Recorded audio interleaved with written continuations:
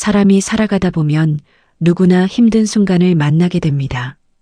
몸이 아프거나 마음이 괴로운 일이 생기기도 하고 원하는 것을 얻지 못해서 답답할 때도 있습니다. 가까운 사람과 헤어지거나 미움을 받을 때도 있습니다. 이러한 괴로움은 누구에게나 찾아오는 것이며 부처님께서도 이 점을 분명하게 말씀하셨습니다. 부처님께서는 사성제라는 가르침을 통해 인간의 괴로움에 대해 설명하셨습니다. 사성제란 4가지 성스러운 진리를 의미합니다. 첫 번째는 고성제로 삶에는 괴로움이 있다는 것입니다. 두 번째는 집성제로 괴로움에는 원인이 있다는 것입니다. 세 번째는 멸성제로 괴로움을 끝낼 수 있다는 것입니다. 네 번째는 도성제로 괴로움을 끝내는 방법이 있다는 것입니다. 이 가르침은 단순히 괴로움을 인정하는 데 그치지 않고 그것을 해결할 수 있는 길이 있음을 보여줍니다. 지금 힘든 시간을 보내고 있는 사람에게 가장 먼저 해주고 싶은 말은 당신의 고통이 당연하다는 것입니다. 많은 사람들이 자신이 힘든 것을 부끄러워하거나 숨기려고 합니다. 다른 사람들은 다 잘 지내는 것처럼 보이는데 자신만 힘든 것 같아서 더 외로워집니다. 그러나 부처님께서는 초전 법륜경에서 태어남도 괴로움이고 늙는 것도 괴로움이며 병드는 것도 괴로움이고 죽는 것도 괴로움이라고 말씀하셨습니다. 또한 사랑하는 사람과 헤어지는 것도 괴로움이고 미워하는 사람을 만나는 것도 괴로움이며 원하는 것을 얻지 못하는 것도 괴로움이라고 하셨습니다. 이 말씀의 의미는 괴로움이 인간 삶의 일부라는 것입니다. 괴로움을 느끼는 것은 잘못된 것이 아니며 나약한 것도 아닙니다. 살아있는 모든 존재가 경험하는 자연스러운 현상입니다. 따라서 지금 힘들다고 해서 자신을 탓할 필요가 없습니다. 힘든 것은 당신이 부족해서가 아니라 삶 자체가 그러한 속성을 가지고 있기 때문입니다. 그러나 부처님께서는 괴로움에 대해 말씀하신 것에서 멈추지 않으셨습니다. 괴로움에는 원인이 있고 그 원인을 이해하면 괴로움에서 벗어날 수 있다고 가르치셨습니다. 부처님께서는 괴로움의 가장 큰 원인이 집착이라고 말씀하셨습니다. 집착이란 무엇인가를 꼭 붙잡고 놓지 않으려는 마음입니다.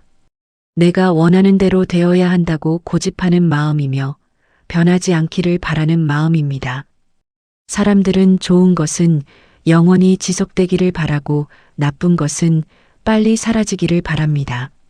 건강한 몸이 계속 유지되기를 바라고 사랑하는 사람이 영원히 곁에 있기를 바랍니다.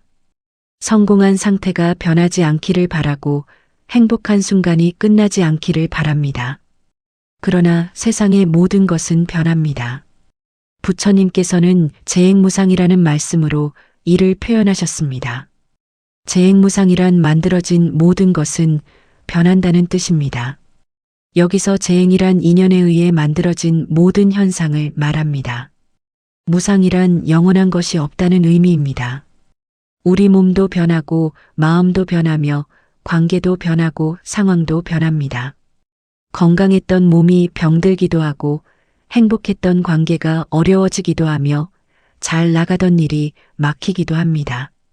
이것은 누구의 잘못도 아니고 특별히 불운한 것도 아닙니다. 모든 것이 변한다는 것은 우주의 법칙입니다. 이 진리를 이해하면 지금의 괴로움도 다르게 볼 수 있습니다.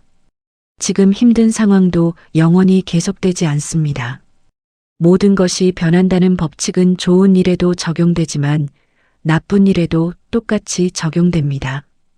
지금 아무리 큰 고통을 겪고 있어도 그것은 언젠가 변하게 되어 있습니다. 밤이 아무리 길어도 반드시 아침이 오듯이, 겨울이 아무리 추워도 반드시 봄이 오듯이 지금의 괴로움도 반드시 지나갑니다. 법구경에는 이런 구절이 있습니다. 모든 것은 지나간다는 것을 아는 사람은 두려움이 없다고 했습니다. 이 말씀은 변화를 받아들이는 것이 고통을 줄이는 방법임을 보여줍니다. 지금의 상황이 영원히 계속될 것이라고 생각하면 절망하게 되지만 모든 것은 변한다는 것을 알면 희망을 가질 수 있습니다.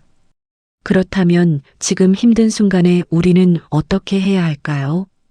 부처님께서는 중도라는 가르침을 주셨습니다. 중도란 극단을 피하고 균형 잡힌 길을 가는 것을 의미합니다.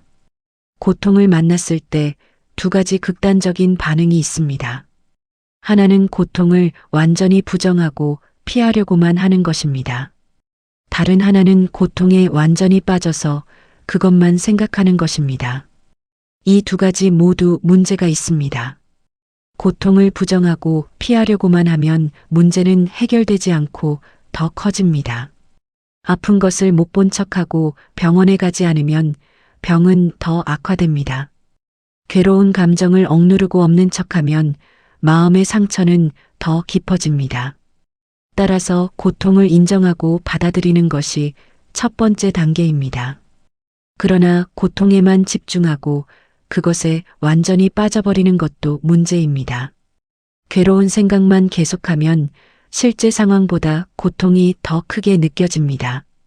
부정적인 생각이 부정적인 생각을 낳아서 끝없이 이어집니다. 따라서 고통을 인정하되 그것에 매달리지 않는 중도의 자세가 필요합니다. 부처님께서는 살타경이라는 경전에서 화살의 비유를 말씀하셨습니다. 사람이 화살에 맞으면 아픕니다. 이것이 첫 번째 화살입니다. 그런데 사람들은 여기서 멈추지 않고 왜 나한테만 이런 일이 일어났을까? 이것은 너무 불공평하다. 나는 이제 끝났다는 등의 생각을 합니다. 이것이 두 번째 화살입니다. 첫 번째 화살은 피할 수 없지만 두 번째 화살은 우리 스스로 쏘는 것입니다. 지금 힘든 일을 겪고 있다면 그 상황 자체가 첫 번째 화살입니다. 그러나 거기에 더해서 자책하고 원망하고 절망하는 것은 두 번째 화살입니다. 상황 자체도 힘든데 스스로에게 더 많은 고통을 주는 것입니다. 따라서 지금 필요한 것은 상황을 있는 그대로 받아들이되 자신을 괴롭히는 생각은 내려놓는 것입니다. 이것을 실천하기 위해서는 지금 이 순간에 집중하는 것이 도움이 됩니다. 부처님께서는 염처경에서 사념처라는 수행법을 가르치셨습니다. 사념처란 네 가지 알아차림을 의미합니다. 몸에 대한 알아차림, 느낌에 대한 알아차림, 마음에 대한 알아차림, 법에 대한 알아차림입니다. 이것은 지금 일어나는 것을 있는 그대로 관찰하는 수행입니다. 지금 숨을 쉬고 있다는 것을 알아차립니다. 지금 몸이 어떤 자세를 취하고 있는지 알아차립니다. 지금 어떤 감정이 일어나고 있는지 알아차립니다. 지금 어떤 생각이 떠오르고 있는지 알아차립니다. 이렇게 현재에 집중하면 과거에 대한 후회나 미래에 대한 걱정이 줄어듭니다. 고통의 상당 부분은 이미 지나간 일을 계속 생각하거나 아직 일어나지 않은 일을 걱정하면서 생깁니다. 물론 현재에 집중한다고 해서 고통이 사라지는 것은 아닙니다. 지금 아프면 여전히 아픕니다. 지금 괴로우면 여전히 괴롭습니다. 그러나 과거의 후회와 미래의 걱정이 더해지지 않으면 고통의 무게가 훨씬 가벼워집니다. 지금 이 순간만 견디면 됩니다. 평생을 견뎌야 한다고 생각하면 불가능해 보이지만 지금 이 순간만 견디는 것은 가능합니다. 부처님께서는 또한 자애명상이라는 수행법을 가르치셨습니다. 자애란 자비로운 사랑을 의미합니다. 자애명상은 자신과 다른 사람들을 향해 좋은 마음을 내는 수행입니다. 메따 숫다라는 경전에서 부처님께서는 모든 존재가 행복하고 평안하기를 바라는 마음을 내라고 말씀하셨습니다. 그런데 자애명상의 첫 번째 대상은 자기 자신입니다. 자기 자신이 행복하기를 바라고 자기 자신이 평안하기를 바라는 것에서 시작합니다. 많은 사람들이 자기 자신에게는 가혹하고 다른 사람에게만 친절합니다. 자신의 실수는 용서하지 못하면서 다른 사람의 실수는 이해하려고 합니다. 자신에게는 완벽을 요구하면서 다른 사람에게는 관대합니다. 그러나 부처님께서는 자기 자신을 사랑하는 것이 모든 사랑의 시작이라고 말씀하셨습니다. 우다나 경전에는 온 세상을 다 찾아봐도 자기 자신보다 더 사랑스러운 존재는 없다는 구절이 있습니다. 이것은 이기적으로 살라는 뜻이 아닙니다. 자기 자신을 소중히 여기는 만큼 다른 사람도 자기 자신을 소중히 여긴다는 것을 이해하라는 뜻입니다. 지금 힘든 시간을 보내고 있다면 자신에게 더 친절해질 필요가 있습니다. 자신을 탓하고 자책하는 것은 도움이 되지 않습니다. 대신 자신에게 이렇게 말해볼 수 있습니다. 지금 힘들구나, 많이 괴롭구나, 그래도 잘 견디고 있구나. 마치 힘들어하는 친구를 위로하듯이 자신을 위로합니다. 마치 아픈 아이를 돌보듯이 자신을 돌봅니다. 부처님께서는 모든 존재가 연결되어 있다고 가르치셨습니다. 연기법이라는 가르침은 모든 것이 서로 의존하여 존재한다는 뜻입니다. 화엄경에서는 인드라망이라는 비유를 통해 이를 설명합니다. 하늘에 그물이 쳐져 있고 그물의 각 매듭마다 구슬이 달려 있습니다. 각각의 구슬은 다른 모든 구슬을 반사합니다. 한 구슬이 움직이면 그 영향이 모든 구슬에 전달됩니다. 이것은 우리가 혼자가 아니라는 것을 보여줍니다. 지금 힘들어하는 것이 자신만의 문제라고 생각할 수 있지만 사실 많은 사람들이 비슷한 고통을 겪고 있습니다. 누군가는 병으로 힘들어하고 누군가는 이별로 괴로워하며 누군가는 실패로 좌절하고 있습니다. 고통은 인간을 하나로 연결하는 경험입니다. 따라서 도움을 구하는 것은 나약함이 아닙니다. 혼자서 모든 것을 해결하려고 하는 것이 오히려 잘못된 생각입니다. 부처님께서도 승가라는 공동체를 만들어서 함께 수행하도록 하셨습니다. 카라마 숫다에서 부처님께서는 좋은 친구를 사귀고 좋은 사람들과 어울리라고 말씀하셨습니다. 좋은 사람들과 함께 있으면 힘든 시간을 더 잘 견딜 수 있습니다. 누군가에게 자신의 고통을 이야기하는 것도 도움이 됩니다. 말로 표현하면 복잡하게 얽힌 감정이 정리됩니다. 다른 사람의 시각을 들으면 새로운 방법을 찾을 수 있습니다. 위로를 받으면 혼자가 아니라는 것을 느낄 수 있습니다. 따라서 신뢰할 수 있는 사람을 찾아서 자신의 어려움을 나누는 것이 중요합니다. 부처님께서는 팔정도라는 8가지 올바른 길을 가르치셨습니다.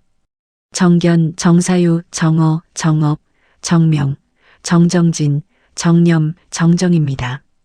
이것은 고통에서 벗어나기 위한 실천 방법입니다. 각각을 간단히 설명하면 다음과 같습니다. 정견이란 올바른 견해를 가지는 것입니다. 사성제를 이해하고 무상함을 받아들이며 연기법을 아는 것입니다. 정사유란 올바른 생각을 하는 것입니다. 욕심과 미움과 해침의 생각을 버리고 자비와 이해의 생각을 하는 것입니다. 정어란 올바른 말을 하는 것입니다. 거짓말, 험담, 거친 말, 쓸데없는 말을 하지 않는 것입니다. 정업이란 올바른 행동을 하는 것입니다. 살생, 도둑질, 삿된 음행을 하지 않는 것입니다. 정명이란 올바른 생계를 유지하는 것입니다. 다른 사람에게 해를 끼치는 방법으로 생활하지 않는 것입니다. 정정진이란 올바른 노력을 하는 것입니다. 나쁜 것을 버리고 좋은 것을 키우기 위해 노력하는 것입니다. 정념이란 올바른 알아차림을 가지는 것입니다.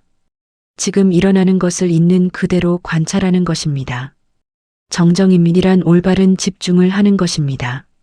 마음을 한 곳에 모아서 깊은 평온을 경험하는 것입니다. 이 8가지는 따로 떨어진 것이 아니라 서로 연결되어 있습니다. 지금 힘든 상황에서 팔정도를 모두 실천하기는 어렵습니다. 그러나 조금씩 시도해 볼 수는 있습니다. 올바른 견해를 가지려고 노력합니다. 지금의 고통이 영원하지 않다는 것을 기억합니다. 올바른 생각을 하려고 노력합니다. 자신을 탓하는 대신 자신에게 친절한 생각을 합니다. 올바른 말을 하려고 노력합니다. 자신에게도 다른 사람에게도 상처 주는 말을 하지 않습니다. 올바른 행동을 하려고 노력합니다. 고통스럽다고 해서 함부로 행동하지 않습니다. 올바른 노력을 합니다. 조금씩이라도 좋은 습관을 만들고 나쁜 습관을 줄여갑니다. 올바른 알아차림을 가집니다. 지금 이 순간에 집중하고 과거와 미래에 대한 걱정을 내려놓습니다. 이러한 작은 실천들이 모여서 큰 변화를 만듭니다. 부처님께서는 소금 한 줌의 비유를 들어 업에 대해 설명하셨습니다. 로나카팔라 숫다에서 부처님께서는 작은 컵에 소금 한 줌을 넣으면 물이 짜서 마실 수 없지만 큰 강에 소금 한 줌을 넣으면 물맛이 변하지 않는다고 말씀하셨습니다. 이것은 같은 행위라도 그 사람의 마음 상태에 따라 결과가 달라진다는 뜻입니다. 넓고 깊은 마음을 가진 사람은 작은 어려움에 흔들리지 않습니다.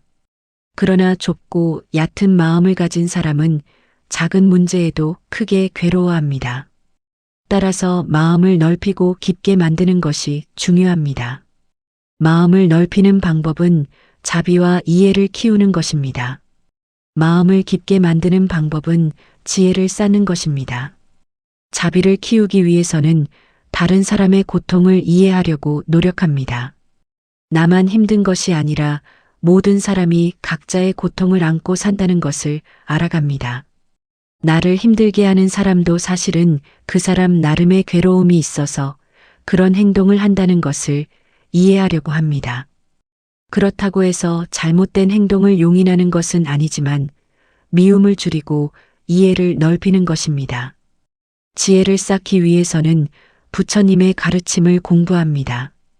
경전을 읽고 법문을 듣습니다. 그러나 지식만으로는 충분하지 않습니다. 실제 삶에서 그것을 적용하고 경험해야 합니다. 부처님께서는 칼라마 숫다에서 스스로 경험하고 확인한 것만 믿으라고 말씀하셨습니다. 누군가 이렇게 말했다고 해서 무조건 믿지 말고 경전에 써 있다고 해서 맹목적으로 따르지 말고 직접 실천해보고 그것이 자신과 남에게 이로운지 확인하라고 하셨습니다. 따라서 부처님의 가르침도 직접 실천해보고 그 효과를 확인해야 합니다. 자해 명상을 해보고 마음이 부드러워지는지 느껴봅니다. 알아차림을 실천해보고 마음이 안정되는지 경험합니다. 집착을 내려놓는 연습을 해보고 괴로움이 줄어드는지 확인합니다. 이렇게 직접 경험을 통해 얻은 지혜는 흔들리지 않습니다. 부처님께서는 물의 비유를 통해 마음의 청정함에 대해 말씀하셨습니다. 물이 흙탕물이면 바닥이 보이지 않습니다. 물이 끓고 있으면 바닥이 보이지 않습니다. 물이 이끼로 덮여 있으면 바닥이 보이지 않습니다. 물이 바람에 흔들리면 바닥이 보이지 않습니다. 그러나 물이 맑고 고요하면 바닥이 선명하게 보입니다. 우리 마음도 마찬가지입니다. 욕심으로 흐려져 있으면 사물을 있는 그대로 보지 못합니다. 화로 들끓고 있으면 올바른 판단을 하지 못합니다. 게으름으로 덮여 있으면 무엇을 해야 할지 알지 못합니다. 들뜨거나 걱정으로 흔들리면 집중할 수 없습니다. 그러나 마음이 맑고 고요하면 모든 것이 분명하게 보입니다. 지금 힘든 상황에서 마음을 맑게 유지하기는 어렵습니다. 그러나 조금씩 노력할 수는 있습니다. 욕심을 줄이려고 노력합니다. 꼭 이렇게 되어야 한다는 집착을 내려놓습니다. 화를 다스리려고 노력합니다. 상황이나 사람에 대한 원망을 줄입니다. 게으름을 극복하려고 노력합니다. 작은 것이라도 할 수 있는 일을 찾아서 합니다. 들뜸과 걱정을 가라앉히려고 노력합니다. 지금 할 수 있는 일에 집중하고 어쩔 수 없는 일은 받아들입니다. 이렇게 조금씩 마음의 장애물을 제거하면 마음이 점점 맑아집니다. 마음이 맑아지면 지혜가 생깁니다. 지혜가 생기면 고통을 다루는 방법을 알게 됩니다. 부처님께서는 독화살의 비유를 말씀하셨습니다. 출리아 숫다에서 한 사람이 독화살에 맞았는데 의사가 화살을 빼려고 하자 이 사람이 말했습니다. 화살을 쏜 사람이 누구인지 알기 전에는 화살을 빼지 말라. 어떤 활로 쐈는지 알기 전에는 화살을 빼지 말라. 화살에 어떤 독이 묻어 있는지 알기 전에는 화살을 빼지 말라고 했습니다. 부처님께서는 이런 식으로 따지다가는 그 사람이 죽고 말 것이라고 말씀하셨습니다. 이 비유의 의미는 쓸데없는 질문에 매달리지 말고 실제로 괴로움을 해결하는 일을 하라는 것입니다. 왜 하필 나에게 이런 일이 일어났을까? 전생에 무슨 죄를 지었길래 이런 고통을 받을까? 신은 왜 나를 이렇게 시험하는 걸까? 같은 질문들은 답을 찾기 어렵고 답을 찾아도 고통이 사라지지 않습니다. 그러나 지금 무엇을 할 수 있을까? 어떻게 하면 이 고통을 조금이라도 줄일 수 있을까? 누구에게 도움을 구할 수 있을까? 같은 질문들은 실제로 도움이 됩니다. 따라서 원인을 따지고 책임을 묻는데 에너지를 쓰기보다는 해결책을 찾는데 집중하는 것이 지혜롭습니다. 부처님께서는 원수를 대하는 방법에 대해서도 말씀하셨습니다. 담마파다에는 원한은 원한으로 풀리지 않고 원한을 버림으로써만 풀린다는 구절이 있습니다. 이것은 영원한 진리입니다. 누군가 나에게 잘못을 했다고 해서 내가 그 사람에게 똑같이 잘못을 하면 상황이 나아지지 않습니다. 오히려 악순환이 계속됩니다. 물론 억울한 일을 당했을 때 화가 나고 복수하고 싶은 마음이 드는 것은 당연합니다. 그러나 복수는 또 다른 복수를 낳고 미움은 또 다른 미움을 낳습니다. 따라서 어느 시점에서는 누군가 이 악순환을 끊어야 합니다. 부처님께서는 그 용기 있는 사람이 되라고 말씀하셨습니다. 이것이 쉬운 일은 아닙니다. 자신을 해친 사람을 용서하고 미움을 버리는 것은 매우 어려운 일입니다. 그러나 부처님께서는 이것이 가능하다는 것을 몸소 보여주셨습니다. 앙골리말라라는 살인자가 부처님을 죽이려고 했을 때도 부처님께서는 그를 자비로 대하셨습니다. 대바답다가 부처님을 해치려고 여러 번 시도했을 때도 부처님께서는 그를 용서하셨습니다. 용서는 상대방을 위한 것이 아니라 자신을 위한 것입니다. 미움을 품고 있으면 그것이 나를 괴롭힙니다. 복수를 생각하면 그 생각이 내 마음을 어지럽힙니다. 따라서 용서하고 미움을 버리는 것은 나 자신을 괴로움에서 해방시키는 일입니다. 이것은 상대방의 잘못을 인정하거나 정당화하는 것이 아닙니다. 다만 그 일이 내 마음을 계속 괴롭히도록 내버려 두지 않겠다는 결심입니다. 부처님께서는 감각의 즐거움에 대해서도 말씀하셨습니다. 맛있는 음식, 아름다운 소리, 좋은 향기, 부드러운 촉감, 즐거운 생각 같은 것들은 순간적인 즐거움을 줍니다. 그러나 이런 즐거움은 오래가지 않고 더 많은 갈망을 만들어냅니다. 맛있는 것을 먹으면 또 먹고 싶어지고 즐거운 경험을 하면 또 하고 싶어집니다. 이것이 나쁘다는 것은 아닙니다. 인간으로 살아가는데 감각적 즐거움도 필요합니다. 그러나 이것만으로는 깊은 행복을 얻을 수 없습니다. 감각적 즐거움은 외부 조건에 의존하기 때문에 불안정합니다. 맛있는 음식이 없으면 즐거움도 없습니다. 좋은 소리가 없으면 즐거움도 없습니다. 따라서 외부 조건이 변하면 즐거움도 사라집니다. 부처님께서는 감각적 즐거움보다 더 깊은 행복이 있다고 말씀하셨습니다. 그것은 마음의 평화입니다. 마음의 평화는 외부 조건에 의존하지 않습니다. 상황이 좋든 나쁘든 가진 것이 많든 적든 칭찬을 받든 비난을 받든 흔들리지 않는 평온함입니다. 이런 평화는 명상과 수행을 통해 얻을 수 있습니다. 따라서 지금 힘든 상황에서 감각적 즐거움으로 고통을 달래려고만 하면 근본적인 해결이 되지 않습니다. 물론 맛있는 것을 먹거나 좋아하는 음악을 듣는 것도 도움이 됩니다. 그러나 그것에만 의존하면 즐거움이 끝날 때마다 다시 괴로워집니다. 따라서 마음의 평화를 키우는 것이 더 근본적인 방법입니다. 마음의 평화를 키우는 방법 중 하나는 호흡 명상입니다. 부처님께서는 아나파나사티 숫다에서 호흡에 대한 알아차림을 자세히 설명하셨습니다. 들숨과 날숨을 관찰하면서 마음을 안정시키는 방법입니다. 숨이 들어오는 것을 알고 숨이 나가는 것을 압니다. 숨이 길면 길다는 것을 알고 숨이 짧으면 짧다는 것을 압니다. 이것은 매우 간단해 보이지만 실제로 해보면 쉽지 않습니다. 금방 다른 생각이 떠오르고 주의가 흐트러집니다. 그러나 계속 연습하면 점점 나아집니다. 호흡에 집중하는 시간이 조금씩 길어지고 마음이 조금씩 안정됩니다. 하루에 몇 분이라도 이렇게 호흡을 관찰하는 시간을 가지면 큰 도움이 됩니다. 부처님께서는 또한 무아에 대해 가르치셨습니다. 아나따 라카나 숫다에서 부처님께서는 몸도 나의 것이 아니고 느낌도 나의 것이 아니며 생각도 나의 것이 아니고 의지도 나의 것이 아니며 의식도 나의 것이 아니라고 말씀하셨습니다. 이것은 고정된 자아가 없다는 뜻입니다. 많은 사람들이 이 가르침을 어렵게 느낍니다. 나라는 존재가 없다면 누가 괴로워하고 누가 행복해하는가 하는 의문이 듭니다. 그러나 부처님께서 말씀하신 것은 나라는 존재 자체가 없다는 것이 아니라 고정되고 변하지 않는 나는 없다는 것입니다. 우리가 나라고 생각하는 것은 끊임없이 변하는 몸과 마음의 흐름입니다.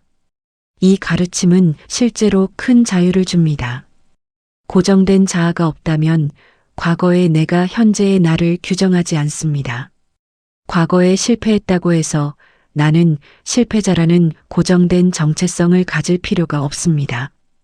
과거에 잘못을 했다고 해서 나는 나쁜 사람이라는 딱지를 붙일 필요가 없습니다. 매 순간 새로운 선택을 할 수 있고 매 순간 다르게 행동할 수 있습니다. 지금 힘든 상황에 있다고 해서 나는 약한 사람이라고 규정할 필요가 없습니다. 지금 우울하다고 해서 나는 우울한 사람이라는 정체성을 받아들일 필요가 없습니다. 이것은 지금의 상태일 뿐이고 언제든지 변할 수 있습니다. 고정된 나가 없다는 것은 무한한 가능성이 있다는 뜻입니다. 부처님께서는 공덕에 대해서도 말씀하셨습니다. 공덕이란 좋은 행위를 통해 쌓이는 긍정적인 힘입니다. 베푸는 것, 도덕적으로 행동하는 것, 명상하는 것, 부처님의 가르침을 배우는 것, 다른 사람을 돕는 것 같은 행위들이 공덕을 만듭니다. 공덕은 마음을 정화하고 행복을 가져옵니다. 지금 힘든 상황에서도 공덕을 쌓을 수 있습니다. 작은 것이라도 누군가를 도울 수 있습니다. 힘든 중에도 다른 사람에게 친절할 수 있습니다. 어려운 상황에서도 정직하게 행동할 수 있습니다. 이런 행위들은 즉시 결과가 보이지 않을 수도 있지만 마음에 긍정적인 흔적을 남깁니다. 부처님께서는 다나 숫다에서 보시에 대해 말씀하셨습니다. 보시란 베푸는 것입니다. 돈이나 물건을 주는 것만이 보시가 아닙니다. 시간을 주는 것도 보시입니다. 관심을 주는 것도 보시입니다. 미소를 주는 것도 보시입니다. 진심 어린 말 한마디도 보시입니다. 베푸는 사람은 받는 사람만큼이나 행복해집니다. 지금 받을 것이 별로 없다고 느낄 수 있습니다. 그러나 줄 수 있는 것은 항상 있습니다. 힘든 사람에게 위로의 말을 건넬 수 있습니다. 외로운 사람에게 관심을 보일 수 있습니다. 도움이 필요한 사람에게 작은 도움이라도 줄 수 있습니다. 이렇게 베풀면 자신도 덜 외롭고 덜 괴로워집니다. 부처님께서는 인내에 대해서도 말씀하셨습니다. 칸티 숫다에서 부처님께서는 인내가 가장 높은 고행이라고 말씀하셨습니다. 화를 참는 것, 어려움을 견디는 것, 불편함을 받아들이는 것이 인내입니다. 인내는 수동적으로 참기만 하는 것이 아니라 적극적으로 받아들이는 것입니다. 지금 힘든 상황은 인내를 배우는 기회입니다. 원하는 대로 되지 않는 것을 받아들이는 연습을 합니다. 즉시 해결되지 않는 문제를 견디는 연습을 합니다. 불편하고 불쾌한 감정과 함께 있는 연습을 합니다. 이런 연습을 통해 인내심이 길러지고 마음이 강해집니다. 그러나 인내가 모든 것을 참고 견디기만 하라는 뜻은 아닙니다. 바꿀 수 있는 것은 바꾸려고 노력해야 합니다. 부당한 대우를 받으면 그것을 바로잡으려고 해야 합니다. 건강에 문제가 있으면 치료를 받아야 합니다. 인내는 바꿀 수 없는 것을 받아들이는 지혜와 바꿀 수 있는 것을 바꾸는 용기를 함께 가지는 것입니다. 부처님께서는 전생에 대한 이야기도 많이 하셨습니다. 자타카 이야기에는 부처님의 전생 이야기가 담겨 있습니다. 이 이야기들은 부처님께서 깨달음을 얻기 전에 수많은 생을 거치면서 어떻게 공덕을 쌓고 지혜를 키워왔는지 보여줍니다. 어떤 생에서는 왕이었고 어떤 생에서는 스님이었으며 어떤 생에서는 동물이었습니다. 이 이야기들이 주는 교훈은 완전함은 하루아침에 이루어지지 않는다는 것입니다. 부처님조차도 수많은 생을 거쳐서 깨달음에 이르렀습니다. 따라서 지금 완벽하지 못하다고 해서 좌절할 필요가 없습니다. 지금의 노력이 헛되지 않습니다. 작은 진전도 의미가 있습니다. 삶은 긴 여정입니다. 때로는 올라가고 때로는 내려갑니다. 때로는 앞으로 나아가고 때로는 뒤로 물러납니다. 그러나 전체적으로 보면 올바른 방향으로 가고 있습니다. 지금 힘든 시기는 이 여정의 한 부분일 뿐입니다. 이 시기도 지나가고 다시 좋은 시기가 올 것입니다. 부처님께서는 붓다라는 말의 의미에 대해 설명하셨습니다. 붓다란 깨어난 사람이라는 뜻입니다. 무엇에서 깨어났을까요? 무명에서 깨어났습니다. 무명이란 어리석음, 모르는 것을 의미합니다. 사물의 진실한 모습을 모르는 것입니다. 부처님께서는 사물의 진실한 모습을 보셨기 때문에 붓다라고 불립니다. 우리도 깨어날 수 있습니다. 모든 사람에게는 붓다의 성품이 있다고 부처님께서 말씀하셨습니다. 누구나 깨달을 수 있는 가능성을 가지고 있습니다. 지금은 어리석음의 잠에 빠져 있지만 언젠가는 깨어날 수 있습니다. 깨달음은 멀리 있는 것이 아니라 바로 이 순간에도 가능합니다. 깨어난다는 것은 사물을 있는 그대로 본다는 뜻입니다. 좋고 나쁨의 판단 없이, 좋아하고 싫어하는 감정 없이 있는 그대로를 봅니다. 지금 힘든 상황도 있는 그대로 볼 수 있습니다. 이것은 나쁜 것도 아니고 좋은 것도 아닙니다. 단지 지금 일어나고 있는 현상입니다. 이렇게 보면 저항이 줄어들고 고통도 줄어듭니다. 부처님께서는 최후의 가르침에서 자등명 법등명이라는 말씀을 하셨습니다. 마하파리니빠나 숫다에서 부처님께서는 자신을 등불로 삼고 법을 등불로 삼으라고 말씀하셨습니다. 다른 사람이나 다른 것에 의지하지 말고 자기 자신을 믿으라는 뜻입니다. 지금 힘들 때 누군가 해결책을 주기를 바랄 수 있습니다. 누군가 나를 구원해 주기를 기다릴 수 있습니다. 그러나 결국 자신을 구할 수 있는 사람은 자기 자신뿐입니다. 다른 사람이 도움을 줄 수는 있지만 실제로 변화를 만드는 것은 자신입니다. 따라서 자기 자신의 힘을 믿어야 합니다. 법을 등불로 삼는다는 것은 부처님의 가르침을 따르라는 뜻입니다. 사성제를 기억하고 팔정도를 실천하며 무상과 무아를 이해합니다. 이런 가르침이 어둠 속에서 길을 밝혀주는 등불이 됩니다. 혼란스럽고 막막할 때 이 가르침으로 돌아오면 방향을 찾을 수 있습니다. 부처님께서는 자신의 죽음 앞에서도 평온하셨습니다. 재행무상이라는 말씀을 마지막으로 남기고 열반에 드셨습니다. 만들어진 모든 것은 변한다. 게으르지 말고 부지런히 정진하라는 말씀이었습니다. 죽음조차도 변화의 일부이며 두려워할 것이 없다는 것을 보여주셨습니다. 우리도 죽음을 포함한 모든 변화를 받아들일 수 있습니다. 변화를 두려워하는 대신 변화와 함께 흐를 수 있습니다. 지금의 힘든 상황도 변화의 일부입니다. 이것도 지나갈 것입니다. 그 다음에는 또 다른 상황이 올 것이고 그것도 다시 변할 것입니다. 이것이 삶의 본질입니다. 힘든 사람에게 해주고 싶은 말은 결국 이것입니다. 당신의 고통은 당연한 것이며 혼자만 겪는 것이 아닙니다. 이 고통은 영원히 계속되지 않으며 반드시 지나갑니다. 고통 속에서도 배울 것이 있고 성장할 수 있는 기회가 있습니다. 당신에게는 이 어려움을 헤쳐나갈 힘이 있습니다. 부처님의 가르침은 고통을 피하라는 것이 아니라 고통을 이해하고 다루는 방법을 배우라는 것입니다. 고통이 없는 삶은 불가능하지만 고통에 현명하게 대응하는 것은 가능합니다. 고통을 피하려고만 하면 더 큰 고통이 찾아오지만 고통을 받아들이고 그것에서 배우면 지혜가 생깁니다. 따라서 지금의 어려움을 피하려고만 하지 마십시오. 그것을 있는 그대로 보고 받아들이십시오. 거기서 무엇을 배울 수 있는지 생각해 보십시오. 이 경험이 당신을 더 깊은 사람으로 만들고 더 지혜로운 사람으로 만들 수 있습니다. 고통은 피할 수 없지만 성장은 선택할 수 있습니다. 자신에게 친절하십시오. 완벽할 필요는 없습니다. 실수해도 괜찮습니다. 넘어져도 괜찮습니다. 다시 일어서면 됩니다. 천천히 가도 괜찮습니다.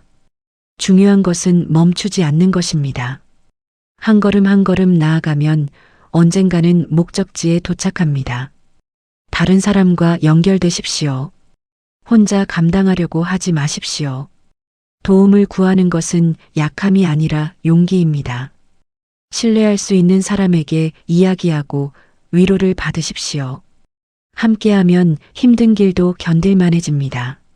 작은 실천을 시작하십시오. 거창한 것일 필요는 없습니다. 하루에 몇 분이라도 호흡을 관찰하십시오. 자신에게 친절한 말을 해주십시오. 누군가에게 작은 친절을 베풀어 보십시오. 이런 작은 실천들이 모여서 큰 변화를 만듭니다. 희망을 놓지 마십시오. 아무리 어두운 밤도 반드시 끝이 납니다. 아무리 긴 겨울도 반드시 봄이 옵니다. 지금은 힘들지만 이것도 지나갈 것입니다. 더 좋은 날이 올 것입니다. 부처님께서 가르치신 대로 모든 것은 변하기 때문입니다. 당신은 혼자가 아닙니다. 수많은 사람들이 비슷한 고통을 겪었고 그것을 극복했습니다. 부처님께서도 고통을 겪으셨고 그것을 통해 깨달음을 얻으셨습니다. 당신도 할 수 있습니다. 이 어려움을 통과하면 더 강하고 더 지혜로운 사람이 될 것입니다. 지금 이 순간 힘내십시오. 과거는 이미 지나갔고 미래는 아직 오지 않았습니다. 오직 지금 이 순간만이 실제합니다. 지금 이 순간을 견디십시오. 지금 이 순간 숨을 쉬십시오. 지금 이 순간 살아있다는 것에 감사하십시오. 이것만으로도 충분합니다. 부처님께서는 모든 존재가 행복하기를 바라셨습니다. 당신도 행복할 자격이 있습니다. 지금은 힘들지만 행복은 가능합니다. 깊고 진정한 행복은 외부 조건이 아니라 내면의 평화에서 옵니다. 그 평화는 지금 이 순간에도 당신 안에 있습니다. 고요히 앉아서 자신의 내면을 들여다보십시오. 마지막으로 기억하십시오. 당신은 소중한 사람입니다. 당신의 존재 자체가 의미 있습니다. 지금 힘들다고 해서 당신의 가치가 줄어들지 않습니다. 당신은 그대로 충분히 좋은 사람입니다. 부처님께서 말씀하신 것처럼 모든 존재에게는 붓다의 성품이 있고 당신도 예외가 아닙니다. 조금씩 나아가십시오. 조금씩 치유되십시오. 조금씩 배우십시오. 조금씩 성장하십시오. 서두를 필요가 없습니다. 인생은 마라톤이지 단거리 달리기가 아닙니다. 지금은 힘든 구간을 지나고 있지만 반드시 평탄한 길이 나올 것입니다. 그때까지 포기하지 마십시오. 부처님의 자비가 당신과 함께하기를 바랍니다. 부처님의 지혜가 당신을 인도하기를 바랍니다. 부처님의 평화가 당신의 마음에 깃들기를 바랍니다. 모든 괴로움에서 벗어나기를 바랍니다. 모든 두려움에서 자유로워지기를 바랍니다. 진정한 행복을 찾기를 바랍니다. 이것이 힘든 사람에게 해주고 싶은 말입니다. 고통은 끝이 있고 희망은 항상 있으며 당신은 할 수 있다는 것입니다. 부처님께서 보여주신 길을 따라가면 반드시 고통에서 벗어날 수 있습니다. 그 길은 멀지 않습니다. 바로 지금 이 순간 당신 발 앞에 펼쳐져 있습니다.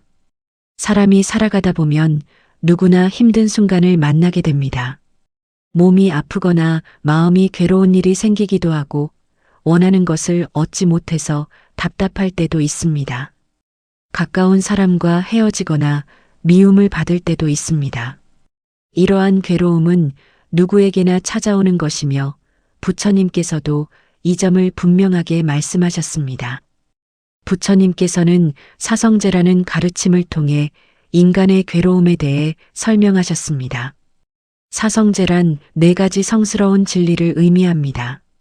첫 번째는 고성제로 삶에는 괴로움이 있다는 것입니다. 두 번째는 집성제로 괴로움에는 원인이 있다는 것입니다. 세 번째는 멸성제로 괴로움을 끝낼 수 있다는 것입니다. 네 번째는 도성제로 괴로움을 끝내는 방법이 있다는 것입니다. 이 가르침은 단순히 괴로움을 인정하는 데 그치지 않고 그것을 해결할 수 있는 길이 있음을 보여줍니다. 지금 힘든 시간을 보내고 있는 사람에게 가장 먼저 해주고 싶은 말은 당신의 고통이 당연하다는 것입니다. 많은 사람들이 자신이 힘든 것을 부끄러워하거나 숨기려고 합니다. 다른 사람들은 다 잘 지내는 것처럼 보이는데 자신만 힘든 것 같아서 더 외로워집니다. 그러나 부처님께서는 초전 법륜경에서 태어남도 괴로움이고 늙는 것도 괴로움이며 병드는 것도 괴로움이고 죽는 것도 괴로움이라고 말씀하셨습니다. 또한 사랑하는 사람과 헤어지는 것도 괴로움이고 미워하는 사람을 만나는 것도 괴로움이며 원하는 것을 얻지 못하는 것도 괴로움이라고 하셨습니다. 이 말씀의 의미는 괴로움이 인간 삶의 일부라는 것입니다. 괴로움을 느끼는 것은 잘못된 것이 아니며 나약한 것도 아닙니다. 살아있는 모든 존재가 경험하는 자연스러운 현상입니다. 따라서 지금 힘들다고 해서 자신을 탓할 필요가 없습니다. 힘든 것은 당신이 부족해서가 아니라 삶 자체가 그러한 속성을 가지고 있기 때문입니다. 그러나 부처님께서는 괴로움에 대해 말씀하신 것에서 멈추지 않으셨습니다. 괴로움에는 원인이 있고 그 원인을 이해하면 괴로움에서 벗어날 수 있다고 가르치셨습니다. 부처님께서는 괴로움의 가장 큰 원인이 집착이라고 말씀하셨습니다. 집착이란 무엇인가를 꼭 붙잡고 놓지 않으려는 마음입니다. 내가 원하는 대로 되어야 한다고 고집하는 마음이며 변하지 않기를 바라는 마음입니다. 사람들은 좋은 것은 영원히 지속되기를 바라고 나쁜 것은 빨리 사라지기를 바랍니다. 건강한 몸이 계속 유지되기를 바라고 사랑하는 사람이 영원히 곁에 있기를 바랍니다. 성공한 상태가 변하지 않기를 바라고 행복한 순간이 끝나지 않기를 바랍니다. 그러나 세상의 모든 것은 변합니다. 부처님께서는 재행무상이라는 말씀으로 이를 표현하셨습니다. 재행무상이란 만들어진 모든 것은 변한다는 뜻입니다. 여기서 재행이란 인연에 의해 만들어진 모든 현상을 말합니다.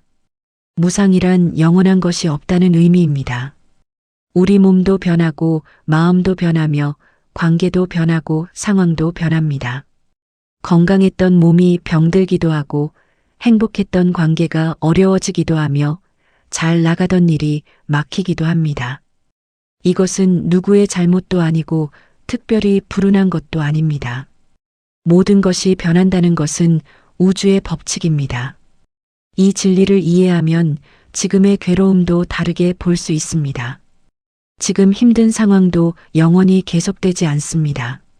모든 것이 변한다는 법칙은 좋은 일에도 적용되지만 나쁜 일에도 똑같이 적용됩니다. 지금 아무리 큰 고통을 겪고 있어도 그것은 언젠가 변하게 되어 있습니다. 밤이 아무리 길어도 반드시 아침이 오듯이, 겨울이 아무리 추워도 반드시 봄이 오듯이 지금의 괴로움도 반드시 지나갑니다. 법구경에는 이런 구절이 있습니다. 모든 것은 지나간다는 것을 아는 사람은 두려움이 없다고 했습니다. 이 말씀은 변화를 받아들이는 것이 고통을 줄이는 방법임을 보여줍니다. 지금의 상황이 영원히 계속될 것이라고 생각하면 절망하게 되지만 모든 것은 변한다는 것을 알면 희망을 가질 수 있습니다. 그렇다면 지금 힘든 순간에 우리는 어떻게 해야 할까요? 부처님께서는 중도라는 가르침을 주셨습니다. 중도란 극단을 피하고 균형 잡힌 길을 가는 것을 의미합니다.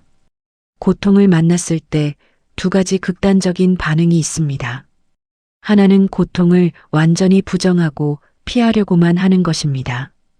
다른 하나는 고통에 완전히 빠져서 그것만 생각하는 것입니다. 이 두 가지 모두 문제가 있습니다. 고통을 부정하고 피하려고만 하면 문제는 해결되지 않고 더 커집니다. 아픈 것을 못 본 척하고 병원에 가지 않으면 병은 더 악화됩니다. 괴로운 감정을 억누르고 없는 척하면 마음의 상처는 더 깊어집니다. 따라서 고통을 인정하고 받아들이는 것이 첫 번째 단계입니다. 그러나 고통에만 집중하고 그것에 완전히 빠져버리는 것도 문제입니다. 괴로운 생각만 계속하면 실제 상황보다 고통이 더 크게 느껴집니다. 부정적인 생각이 부정적인 생각을 낳아서 끝없이 이어집니다. 따라서 고통을 인정하되 그것에 매달리지 않는 중도의 자세가 필요합니다. 부처님께서는 살타경이라는 경전에서 화살의 비유를 말씀하셨습니다. 사람이 화살에 맞으면 아픕니다. 이것이 첫 번째 화살입니다. 그런데 사람들은 여기서 멈추지 않고 왜 나한테만 이런 일이 일어났을까? 이것은 너무 불공평하다. 나는 이제 끝났다는 등의 생각을 합니다. 이것이 두 번째 화살입니다. 첫 번째 화살은 피할 수 없지만 두 번째 화살은 우리 스스로 쏘는 것입니다. 지금 힘든 일을 겪고 있다면 그 상황 자체가 첫 번째 화살입니다. 그러나 거기에 더해서 자책하고 원망하고 절망하는 것은 두 번째 화살입니다. 상황 자체도 힘든데 스스로에게 더 많은 고통을 주는 것입니다. 따라서 지금 필요한 것은 상황을 있는 그대로 받아들이되 자신을 괴롭히는 생각은 내려놓는 것입니다. 이것을 실천하기 위해서는 지금 이 순간에 집중하는 것이 도움이 됩니다. 부처님께서는 염처경에서 사념처라는 수행법을 가르치셨습니다. 사념처란 네 가지 알아차림을 의미합니다. 몸에 대한 알아차림, 느낌에 대한 알아차림, 마음에 대한 알아차림, 법에 대한 알아차림입니다. 이것은 지금 일어나는 것을 있는 그대로 관찰하는 수행입니다. 지금 숨을 쉬고 있다는 것을 알아차립니다. 지금 몸이 어떤 자세를 취하고 있는지 알아차립니다. 지금 어떤 감정이 일어나고 있는지 알아차립니다. 지금 어떤 생각이 떠오르고 있는지 알아차립니다. 이렇게 현재에 집중하면 과거에 대한 후회나 미래에 대한 걱정이 줄어듭니다. 고통의 상당 부분은 이미 지나간 일을 계속 생각하거나 아직 일어나지 않은 일을 걱정하면서 생깁니다. 물론 현재에 집중한다고 해서 고통이 사라지는 것은 아닙니다. 지금 아프면 여전히 아픕니다. 지금 괴로우면 여전히 괴롭습니다. 그러나 과거의 후회와 미래의 걱정이 더해지지 않으면 고통의 무게가 훨씬 가벼워집니다. 지금 이 순간만 견디면 됩니다. 평생을 견뎌야 한다고 생각하면 불가능해 보이지만 지금 이 순간만 견디는 것은 가능합니다. 부처님께서는 또한 자애명상이라는 수행법을 가르치셨습니다. 자애란 자비로운 사랑을 의미합니다. 자애명상은 자신과 다른 사람들을 향해 좋은 마음을 내는 수행입니다. 메따 숫다라는 경전에서 부처님께서는 모든 존재가 행복하고 평안하기를 바라는 마음을 내라고 말씀하셨습니다. 그런데 자애명상의 첫 번째 대상은 자기 자신입니다. 자기 자신이 행복하기를 바라고 자기 자신이 평안하기를 바라는 것에서 시작합니다. 많은 사람들이 자기 자신에게는 가혹하고 다른 사람에게만 친절합니다. 자신의 실수는 용서하지 못하면서 다른 사람의 실수는 이해하려고 합니다. 자신에게는 완벽을 요구하면서 다른 사람에게는 관대합니다. 그러나 부처님께서는 자기 자신을 사랑하는 것이 모든 사랑의 시작이라고 말씀하셨습니다. 우다나 경전에는 온 세상을 다 찾아봐도 자기 자신보다 더 사랑스러운 존재는 없다는 구절이 있습니다. 이것은 이기적으로 살라는 뜻이 아닙니다. 자기 자신을 소중히 여기는 만큼 다른 사람도 자기 자신을 소중히 여긴다는 것을 이해하라는 뜻입니다. 지금 힘든 시간을 보내고 있다면 자신에게 더 친절해질 필요가 있습니다. 자신을 탓하고 자책하는 것은 도움이 되지 않습니다. 대신 자신에게 이렇게 말해볼 수 있습니다. 지금 힘들구나, 많이 괴롭구나, 그래도 잘 견디고 있구나. 마치 힘들어하는 친구를 위로하듯이 자신을 위로합니다. 마치 아픈 아이를 돌보듯이 자신을 돌봅니다. 부처님께서는 모든 존재가 연결되어 있다고 가르치셨습니다. 연기법이라는 가르침은 모든 것이 서로 의존하여 존재한다는 뜻입니다. 화엄경에서는 인드라망이라는 비유를 통해 이를 설명합니다. 하늘에 그물이 쳐져 있고 그물의 각 매듭마다 구슬이 달려 있습니다. 각각의 구슬은 다른 모든 구슬을 반사합니다. 한 구슬이 움직이면 그 영향이 모든 구슬에 전달됩니다. 이것은 우리가 혼자가 아니라는 것을 보여줍니다. 지금 힘들어하는 것이 자신만의 문제라고 생각할 수 있지만 사실 많은 사람들이 비슷한 고통을 겪고 있습니다. 누군가는 병으로 힘들어하고 누군가는 이별로 괴로워하며 누군가는 실패로 좌절하고 있습니다. 고통은 인간을 하나로 연결하는 경험입니다. 따라서 도움을 구하는 것은 나약함이 아닙니다. 혼자서 모든 것을 해결하려고 하는 것이 오히려 잘못된 생각입니다. 부처님께서도 승가라는 공동체를 만들어서 함께 수행하도록 하셨습니다. 카라마 숫다에서 부처님께서는 좋은 친구를 사귀고 좋은 사람들과 어울리라고 말씀하셨습니다. 좋은 사람들과 함께 있으면 힘든 시간을 더 잘 견딜 수 있습니다. 누군가에게 자신의 고통을 이야기하는 것도 도움이 됩니다. 말로 표현하면 복잡하게 얽힌 감정이 정리됩니다. 다른 사람의 시각을 들으면 새로운 방법을 찾을 수 있습니다. 위로를 받으면 혼자가 아니라는 것을 느낄 수 있습니다. 따라서 신뢰할 수 있는 사람을 찾아서 자신의 어려움을 나누는 것이 중요합니다. 부처님께서는 팔정도라는 8가지 올바른 길을 가르치셨습니다. 정견, 정사유, 정어, 정업, 정명, 정정진, 정념, 정정입니다. 이것은 고통에서 벗어나기 위한 실천 방법입니다. 각각을 간단히 설명하면 다음과 같습니다. 정견이란 올바른 견해를 가지는 것입니다. 사성제를 이해하고 무상함을 받아들이며 연기법을 아는 것입니다. 정사유란 올바른 생각을 하는 것입니다.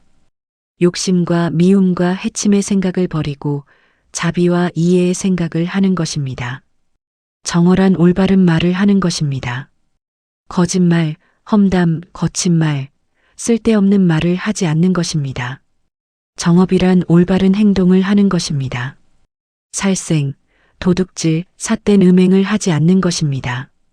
정명이란 올바른 생계를 유지하는 것입니다. 다른 사람에게 해를 끼치는 방법으로 생활하지 않는 것입니다. 정정진이란 올바른 노력을 하는 것입니다. 나쁜 것을 버리고 좋은 것을 키우기 위해 노력하는 것입니다. 정념이란 올바른 알아차림을 가지는 것입니다. 지금 일어나는 것을 있는 그대로 관찰하는 것입니다. 정정인민이란 올바른 집중을 하는 것입니다. 마음을 한 곳에 모아서 깊은 평온을 경험하는 것입니다. 이 8가지는 따로 떨어진 것이 아니라 서로 연결되어 있습니다. 지금 힘든 상황에서 8정도를 모두 실천하기는 어렵습니다. 그러나 조금씩 시도해 볼 수는 있습니다. 올바른 견해를 가지려고 노력합니다. 지금의 고통이 영원하지 않다는 것을 기억합니다. 올바른 생각을 하려고 노력합니다. 자신을 탓하는 대신 자신에게 친절한 생각을 합니다. 올바른 말을 하려고 노력합니다. 자신에게도 다른 사람에게도 상처 주는 말을 하지 않습니다. 올바른 행동을 하려고 노력합니다. 고통스럽다고 해서 함부로 행동하지 않습니다. 올바른 노력을 합니다. 조금씩이라도 좋은 습관을 만들고 나쁜 습관을 줄여갑니다. 올바른 알아차림을 가집니다. 지금 이 순간에 집중하고 과거와 미래에 대한 걱정을 내려놓습니다. 이러한 작은 실천들이 모여서 큰 변화를 만듭니다. 부처님께서는 소금 한 줌의 비유를 들어 업에 대해 설명하셨습니다. 로나카팔라 숫다에서 부처님께서는 작은 컵에 소금 한 줌을 넣으면 물이 짜서 마실 수 없지만 큰 강에 소금 한 줌을 넣으면 물맛이 변하지 않는다고 말씀하셨습니다. 이것은 같은 행위라도 그 사람의 마음 상태에 따라 결과가 달라진다는 뜻입니다. 넓고 깊은 마음을 가진 사람은 작은 어려움에 흔들리지 않습니다. 그러나 좁고 얕은 마음을 가진 사람은 작은 문제에도 크게 괴로워합니다. 따라서 마음을 넓히고 깊게 만드는 것이 중요합니다. 마음을 넓히는 방법은 자비와 이해를 키우는 것입니다. 마음을 깊게 만드는 방법은 지혜를 쌓는 것입니다. 자비를 키우기 위해서는 다른 사람의 고통을 이해하려고 노력합니다. 나만 힘든 것이 아니라 모든 사람이 각자의 고통을 안고 산다는 것을 알아갑니다. 나를 힘들게 하는 사람도 사실은 그 사람 나름의 괴로움이 있어서 그런 행동을 한다는 것을 이해하려고 합니다. 그렇다고 해서 잘못된 행동을 용인하는 것은 아니지만 미움을 줄이고 이해를 넓히는 것입니다. 지혜를 쌓기 위해서는 부처님의 가르침을 공부합니다. 경전을 읽고 법문을 듣습니다. 그러나 지식만으로는 충분하지 않습니다. 실제 삶에서 그것을 적용하고 경험해야 합니다. 부처님께서는 칼라마 숫다에서 스스로 경험하고 확인한 것만 믿으라고 말씀하셨습니다. 누군가 이렇게 말했다고 해서 무조건 믿지 말고 경전에 써 있다고 해서 맹목적으로 따르지 말고 직접 실천해보고 그것이 자신과 남에게 이로운지 확인하라고 하셨습니다. 따라서 부처님의 가르침도 직접 실천해보고 그 효과를 확인해야 합니다. 자해 명상을 해보고 마음이 부드러워지는지 느껴봅니다. 알아차림을 실천해보고 마음이 안정되는지 경험합니다. 집착을 내려놓는 연습을 해보고 괴로움이 줄어드는지 확인합니다. 이렇게 직접 경험을 통해 얻은 지혜는 흔들리지 않습니다. 부처님께서는 물의 비유를 통해 마음의 청정함에 대해 말씀하셨습니다. 물이 흙탕물이면 바닥이 보이지 않습니다. 물이 끓고 있으면 바닥이 보이지 않습니다. 물이 이끼로 덮여 있으면 바닥이 보이지 않습니다. 물이 바람에 흔들리면 바닥이 보이지 않습니다. 그러나 물이 맑고 고요하면 바닥이 선명하게 보입니다. 우리 마음도 마찬가지입니다. 욕심으로 흐려져 있으면 사물을 있는 그대로 보지 못합니다. 화로 들끓고 있으면 올바른 판단을 하지 못합니다. 게으름으로 덮여 있으면 무엇을 해야 할지 알지 못합니다. 들뜨거나 걱정으로 흔들리면 집중할 수 없습니다. 그러나 마음이 맑고 고요하면 모든 것이 분명하게 보입니다. 지금 힘든 상황에서 마음을 맑게 유지하기는 어렵습니다. 그러나 조금씩 노력할 수는 있습니다. 욕심을 줄이려고 노력합니다. 꼭 이렇게 되어야 한다는 집착을 내려놓습니다. 화를 다스리려고 노력합니다. 상황이나 사람에 대한 원망을 줄입니다. 게으름을 극복하려고 노력합니다. 작은 것이라도 할 수 있는 일을 찾아서 합니다. 들뜸과 걱정을 가라앉히려고 노력합니다. 지금 할 수 있는 일에 집중하고 어쩔 수 없는 일은 받아들입니다. 이렇게 조금씩 마음의 장애물을 제거하면 마음이 점점 맑아집니다. 마음이 맑아지면 지혜가 생깁니다. 지혜가 생기면 고통을 다루는 방법을 알게 됩니다. 부처님께서는 독화살의 비유를 말씀하셨습니다. 출리아 숫다에서 한 사람이 독화살에 맞았는데 의사가 화살을 빼려고 하자 이 사람이 말했습니다. 화살을 쏜 사람이 누구인지 알기 전에는 화살을 빼지 말라. 어떤 활로 쐈는지 알기 전에는 화살을 빼지 말라. 화살에 어떤 독이 묻어 있는지 알기 전에는 화살을 빼지 말라고 했습니다. 부처님께서는 이런 식으로 따지다가는 그 사람이 죽고 말 것이라고 말씀하셨습니다. 이 비유의 의미는 쓸데없는 질문에 매달리지 말고 실제로 괴로움을 해결하는 일을 하라는 것입니다. 왜 하필 나에게 이런 일이 일어났을까? 전생에 무슨 죄를 지었길래 이런 고통을 받을까? 신은 왜 나를 이렇게 시험하는 걸까? 같은 질문들은 답을 찾기 어렵고 답을 찾아도 고통이 사라지지 않습니다. 그러나 지금 무엇을 할 수 있을까? 어떻게 하면 이 고통을 조금이라도 줄일 수 있을까? 누구에게 도움을 구할 수 있을까? 같은 질문들은 실제로 도움이 됩니다. 따라서 원인을 따지고 책임을 묻는데 에너지를 쓰기보다는 해결책을 찾는데 집중하는 것이 지혜롭습니다. 부처님께서는 원수를 대하는 방법에 대해서도 말씀하셨습니다. 담마파다에는 원한은 원한으로 풀리지 않고 원한을 버림으로써만 풀린다는 구절이 있습니다. 이것은 영원한 진리입니다. 누군가 나에게 잘못을 했다고 해서 내가 그 사람에게 똑같이 잘못을 하면 상황이 나아지지 않습니다. 오히려 악순환이 계속됩니다. 물론 억울한 일을 당했을 때 화가 나고 복수하고 싶은 마음이 드는 것은 당연합니다. 그러나 복수는 또 다른 복수를 낳고 미움은 또 다른 미움을 낳습니다. 따라서 어느 시점에서는 누군가 이 악순환을 끊어야 합니다. 부처님께서는 그 용기 있는 사람이 되라고 말씀하셨습니다. 이것이 쉬운 일은 아닙니다. 자신을 해친 사람을 용서하고 미움을 버리는 것은 매우 어려운 일입니다. 그러나 부처님께서는 이것이 가능하다는 것을 몸소 보여주셨습니다. 앙골리말라라는 살인자가 부처님을 죽이려고 했을 때도 부처님께서는 그를 자비로 대하셨습니다.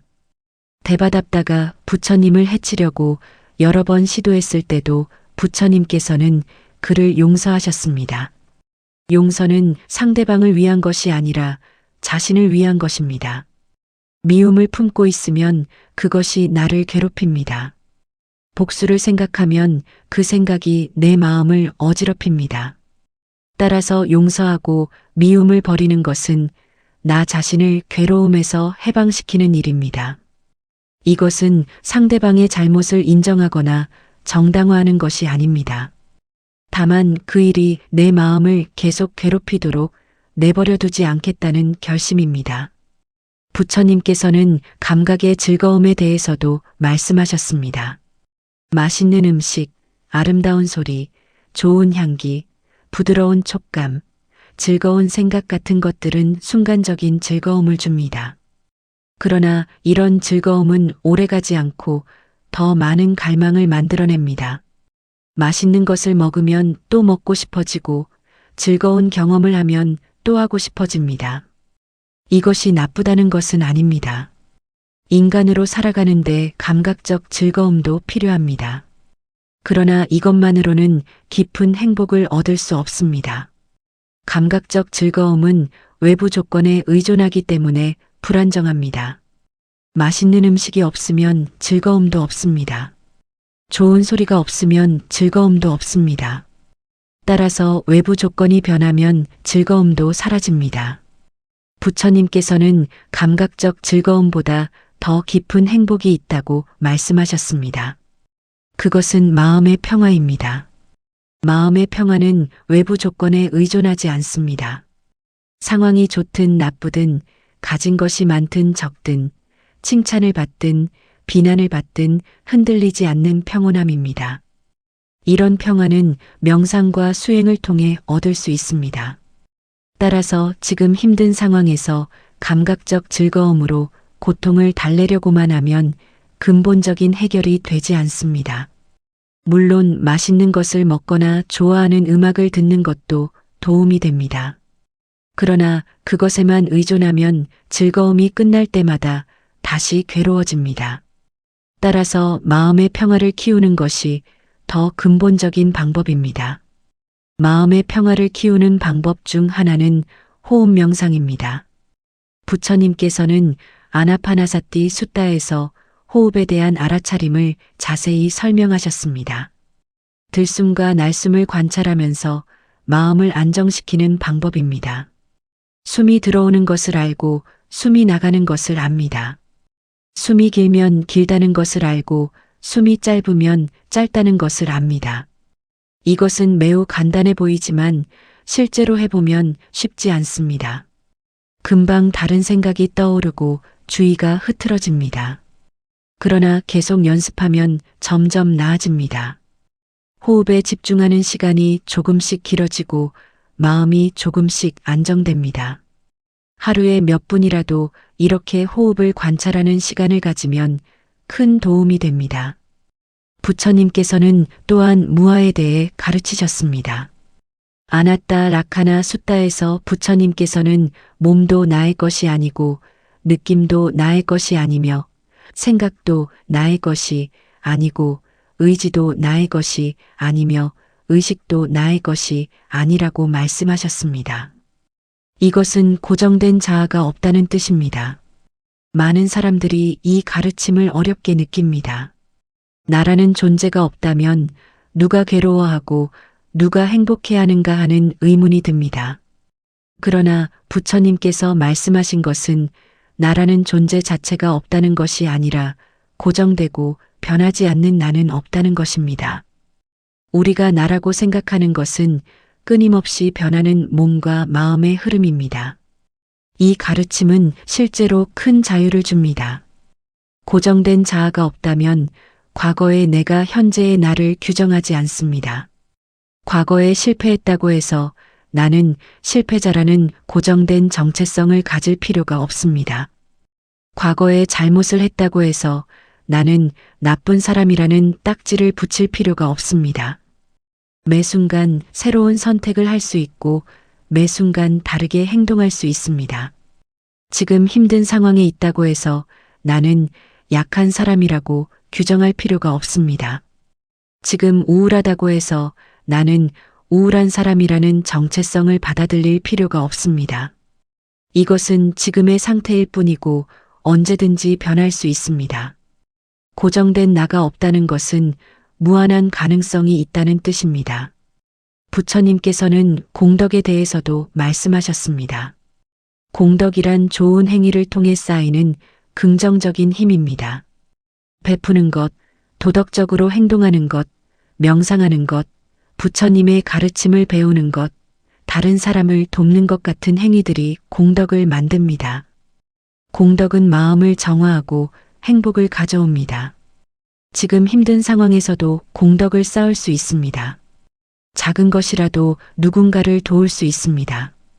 힘든 중에도 다른 사람에게 친절할 수 있습니다. 어려운 상황에서도 정직하게 행동할 수 있습니다. 이런 행위들은 즉시 결과가 보이지 않을 수도 있지만 마음에 긍정적인 흔적을 남깁니다. 부처님께서는 다나 숫다에서 보시에 대해 말씀하셨습니다. 보시란 베푸는 것입니다. 돈이나 물건을 주는 것만이 보시가 아닙니다. 시간을 주는 것도 보시입니다. 관심을 주는 것도 보시입니다. 미소를 주는 것도 보시입니다. 진심 어린 말 한마디도 보시입니다. 베푸는 사람은 받는 사람만큼이나 행복해집니다. 지금 받을 것이 별로 없다고 느낄 수 있습니다. 그러나 줄 수 있는 것은 항상 있습니다. 힘든 사람에게 위로의 말을 건넬 수 있습니다. 외로운 사람에게 관심을 보일 수 있습니다. 도움이 필요한 사람에게 작은 도움이라도 줄 수 있습니다. 이렇게 베풀면 자신도 덜 외롭고 덜 괴로워집니다. 부처님께서는 인내에 대해서도 말씀하셨습니다. 칸티 숫다에서 부처님께서는 인내가 가장 높은 고행이라고 말씀하셨습니다. 화를 참는 것, 어려움을 견디는 것, 불편함을 받아들이는 것이 인내입니다. 인내는 수동적으로 참기만 하는 것이 아니라 적극적으로 받아들이는 것입니다. 지금 힘든 상황은 인내를 배우는 기회입니다. 원하는 대로 되지 않는 것을 받아들이는 연습을 합니다. 즉시 해결되지 않는 문제를 견디는 연습을 합니다.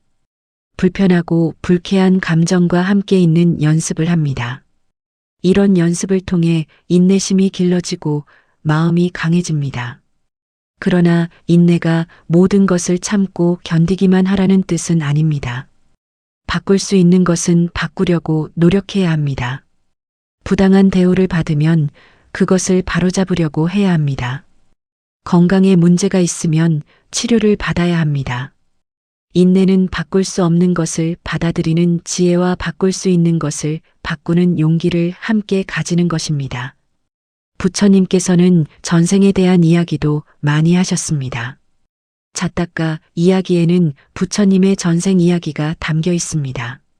이 이야기들은 부처님께서 깨달음을 얻기 전에 수많은 생을 거치면서 어떻게 공덕을 쌓고 지혜를 키워왔는지 보여줍니다. 어떤 생에서는 왕이었고 어떤 생에서는 스님이었으며 어떤 생에서는 동물이었습니다. 이 이야기들이 주는 교훈은 완전함은 하루아침에 이루어지지 않는다는 것입니다. 부처님조차도 수많은 생을 거쳐서 깨달음에 이르렀습니다. 따라서 지금 완벽하지 못하다고 해서 좌절할 필요가 없습니다. 지금의 노력이 헛되지 않습니다. 작은 진전도 의미가 있습니다. 삶은 긴 여정입니다. 때로는 올라가고 때로는 내려갑니다. 때로는 앞으로 나아가고 때로는 뒤로 물러납니다. 그러나 전체적으로 보면 올바른 방향으로 가고 있습니다. 지금 힘든 시기는 이 여정의 한 부분일 뿐입니다. 이 시기도 지나가고 다시 좋은 시기가 올 것입니다.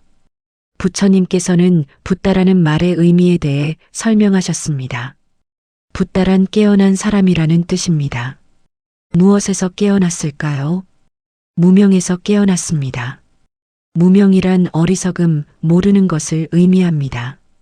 사물의 진실한 모습을 모르는 것입니다. 부처님께서는 사물의 진실한 모습을 보셨기 때문에 붓다라고 불립니다. 우리도 깨어날 수 있습니다. 모든 사람에게는 붓다의 성품이 있다고 부처님께서 말씀하셨습니다. 누구나 깨달을 수 있는 가능성을 가지고 있습니다. 지금은 어리석음의 잠에 빠져 있지만 언젠가는 깨어날 수 있습니다. 깨달음은 멀리 있는 것이 아니라 바로 이 순간에도 가능합니다. 깨어난다는 것은 사물을 있는 그대로 본다는 뜻입니다. 좋고 나쁨의 판단 없이, 좋아하고 싫어하는 감정 없이 있는 그대로를 봅니다. 지금 힘든 상황도 있는 그대로 볼 수 있습니다. 이것은 나쁜 것도 아니고 좋은 것도 아닙니다. 단지 지금 일어나고 있는 현상입니다. 이렇게 보면 저항이 줄어들고 고통도 줄어듭니다. 부처님께서는 최후의 가르침에서 자등명 법등명이라는 말씀을 하셨습니다. 마하파리니빠나 숫다에서 부처님께서는 자신을 등불로 삼고 법을 등불로 삼으라고 말씀하셨습니다. 다른 사람이나 다른 것에 의지하지 말고 자기 자신을 믿으라는 뜻입니다. 지금 힘들 때 누군가 해결책을 주기를 바랄 수 있습니다. 누군가 나를 구원해 주기를 기다릴 수 있습니다. 그러나 결국 자신을 구할 수 있는 사람은 자기 자신뿐입니다. 다른 사람이 도움을 줄 수는 있지만 실제로 변화를 만드는 것은 자신입니다. 따라서 자기 자신의 힘을 믿어야 합니다. 법을 등불로 삼는다는 것은 부처님의 가르침을 따르라는 뜻입니다. 사성제를 기억하고 팔정도를 실천하며 무상과 무아를 이해합니다. 이런 가르침이 어둠 속에서 길을 밝혀주는 등불이 됩니다. 혼란스럽고 막막할 때 이 가르침으로 돌아오면 방향을 찾을 수 있습니다. 부처님께서는 자신의 죽음 앞에서도 평온하셨습니다. 재행무상이라는 말씀을 마지막으로 남기고 열반에 드셨습니다. 만들어진 모든 것은 변한다. 게으르지 말고 부지런히 정진하라는 말씀이었습니다. 죽음조차도 변화의 일부이며 두려워할 것이 없다는 것을 보여주셨습니다. 우리도 죽음을 포함한 모든 변화를 받아들일 수 있습니다. 변화를 두려워하는 대신 변화와 함께 흐를 수 있습니다. 지금의 힘든 상황도 변화의 일부입니다. 이것도 지나갈 것입니다. 그 다음에는 또 다른 상황이 올 것이고 그것도 다시 변할 것입니다. 이것이 삶의 본질입니다. 힘든 사람에게 해주고 싶은 말은 결국 이것입니다. 당신의 고통은 당연한 것이며 혼자만 겪는 것이 아닙니다. 이 고통은 영원히 계속되지 않으며 반드시 지나갑니다. 고통 속에서도 배울 것이 있고 성장할 수 있는 기회가 있습니다. 당신에게는 이 어려움을 헤쳐나갈 힘이 있습니다. 부처님의 가르침은 고통을 피하라는 것이 아니라 고통을 이해하고 다루는 방법을 배우라는 것입니다. 고통이 없는 삶은 불가능하지만 고통에 현명하게 대응하는 것은 가능합니다. 고통을 피하려고만 하면 더 큰 고통이 찾아오지만 고통을 받아들이고 그것에서 배우면 지혜가 생깁니다. 따라서 지금의 어려움을 피하려고만 하지 마십시오. 그것을 있는 그대로 보고 받아들이십시오. 거기서 무엇을 배울 수 있는지 생각해 보십시오. 이 경험이 당신을 더 깊은 사람으로 만들고 더 지혜로운 사람으로 만들 수 있습니다. 고통은 피할 수 없지만 성장은 선택할 수 있습니다. 자신에게 친절하십시오. 완벽할 필요는 없습니다. 실수해도 괜찮습니다. 넘어져도 괜찮습니다. 다시 일어서면 됩니다. 천천히 가도 괜찮습니다. 중요한 것은 멈추지 않는 것입니다. 한 걸음 한 걸음 나아가면 언젠가는 목적지에 도착합니다. 다른 사람과 연결되십시오. 혼자 감당하려고 하지 마십시오. 도움을 구하는 것은 약함이 아니라 용기입니다. 신뢰할 수 있는 사람에게 이야기하고 위로를 받으십시오. 함께하면 힘든 길도 견딜만해집니다. 작은 실천을 시작하십시오. 거창한 것일 필요는 없습니다. 하루에 몇 분이라도 호흡을 관찰하십시오. 자신에게 친절한 말을 해주십시오. 누군가에게 작은 친절을 베풀어 보십시오. 이런 작은 실천들이 모여서 큰 변화를 만듭니다. 희망을 놓지 마십시오. 아무리 어두운 밤도 반드시 끝이 납니다. 아무리 긴 겨울도 반드시 봄이 옵니다. 지금은 힘들지만 이것도 지나갈 것입니다. 더 좋은 날이 올 것입니다. 부처님께서 가르치신 대로 모든 것은 변하기 때문입니다. 당신은 혼자가 아닙니다. 수많은 사람들이 비슷한 고통을 겪었고 그것을 극복했습니다. 부처님께서도 고통을 겪으셨고 그것을 통해 깨달음을 얻으셨습니다. 당신도 할 수 있습니다. 이 어려움을 통과하면 더 강하고 더 지혜로운 사람이 될 것입니다. 지금 이 순간 힘내십시오. 과거는 이미 지나갔고 미래는 아직 오지 않았습니다. 오직 지금 이 순간만이 실제합니다. 지금 이 순간을 견디십시오. 지금 이 순간 숨을 쉬십시오. 지금 이 순간 살아있다는 것에 감사하십시오. 이것만으로도 충분합니다. 부처님께서는 모든 존재가 행복하기를 바라셨습니다. 당신도 행복할 자격이 있습니다. 지금은 힘들지만 행복은 가능합니다. 깊고 진정한 행복은 외부 조건이 아니라 내면의 평화에서 옵니다. 그 평화는 지금 이 순간에도 당신 안에 있습니다. 고요히 앉아서 자신의 내면을 들여다보십시오. 마지막으로 기억하십시오. 당신은 소중한 사람입니다. 당신의 존재 자체가 의미 있습니다. 지금 힘들다고 해서 당신의 가치가 줄어들지 않습니다. 당신은 그대로 충분히 좋은 사람입니다. 부처님께서 말씀하신 것처럼 모든 존재에게는 붓다의 성품이 있고 당신도 예외가 아닙니다. 조금씩 나아가십시오. 조금씩 치유되십시오. 조금씩 배우십시오. 조금씩 성장하십시오. 서두를 필요가 없습니다. 인생은 마라톤이지 단거리 달리기가 아닙니다. 지금은 힘든 구간을 지나고 있지만 반드시 평탄한 길이 나올 것입니다. 그때까지 포기하지 마십시오. 부처님의 자비가 당신과 함께하기를 바랍니다. 부처님의 지혜가 당신을 인도하기를 바랍니다. 부처님의 평화가 당신의 마음에 깃들기를 바랍니다. 모든 괴로움에서 벗어나기를 바랍니다. 모든 두려움에서 자유로워지기를 바랍니다. 진정한 행복을 찾기를 바랍니다. 이것이 힘든 사람에게 해주고 싶은 말입니다. 고통은 끝이 있고 희망은 항상 있으며 당신은 할 수 있다는 것입니다. 부처님께서 보여주신 길을 따라가면 반드시 고통에서 벗어날 수 있습니다. 그 길은 멀지 않습니다. 바로 지금 이 순간 당신 발 앞에 펼쳐져 있습니다.